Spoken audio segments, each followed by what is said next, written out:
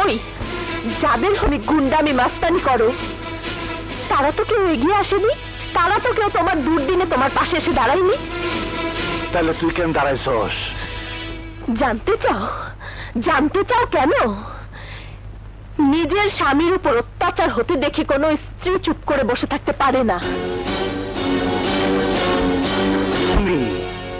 কষ্ট তুই? ঠিকই বলছি।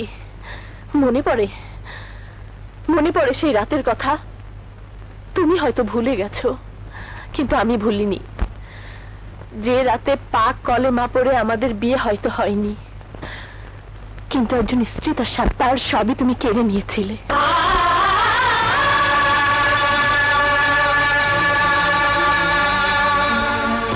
আমি সেই অভাগিনী মেয়ে, বিয়ে করে যার সতীত্ব কেড়ে নিয়েছিলে।